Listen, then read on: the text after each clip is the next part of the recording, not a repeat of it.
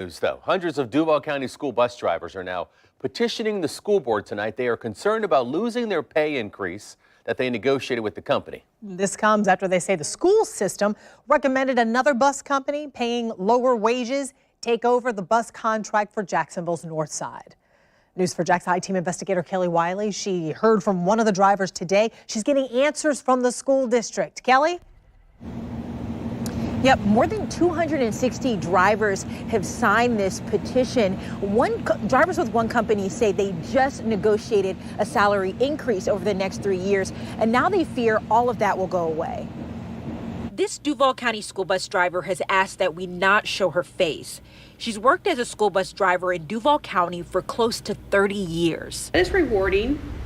You know, I've hauled kids all the way from kindergarten all the way through their high school years. She, along with 261 other school bus drivers, signed this petition asking that school bus company First Student continue school bus operations on Jacksonville's North Side. Drivers feel keeping First Student means keeping the raises they negotiated with the company to get for next school year. Our company has brought up the starting wage next year to $15.50, where STA is staying at $13.30 for the next 4 years. We're trying to work with these people to bring in more drivers, to take the shortage of drivers away.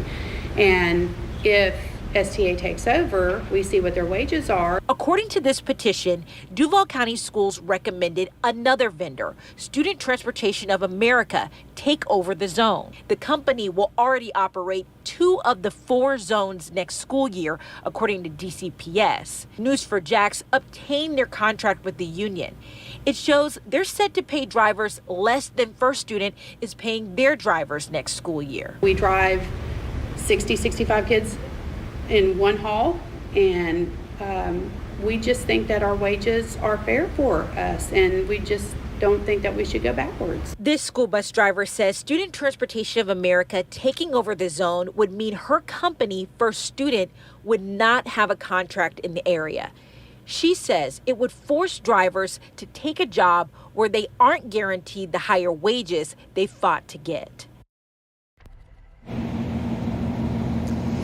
And the big thing here is DCPS says for them, this is not an employment issue, it's a purchasing issue, and that they have a fiscal responsibility to go with the lowest bidder. Student Transportation of America from the union, they're telling us they bidded 6 cents per mile lower than the other company. Now, another big issue here is the driver shortage. The union that we talked to today that represents all these drivers says that's a big issue across the country, and Duval County is not an exception. And they're saying when they're negotiating these higher wages, it does help bring in more drivers and retain those drivers. We also learned from the union that Student Transportation of America, the zones that they have currently, those drivers are still operating without a contract because they overwhelmingly voted not to accept the lower wages that Student Transportation of America offered. They're going back to the table with that company December 19th. And when we reached out to Student Transportation of America, they did tell us that they're going to be working to try to keep the cost where it is or higher if possible. But we're continuing to follow up on this. Live on the West Side, I'm Kelly Wiley, Channel 4, the local station.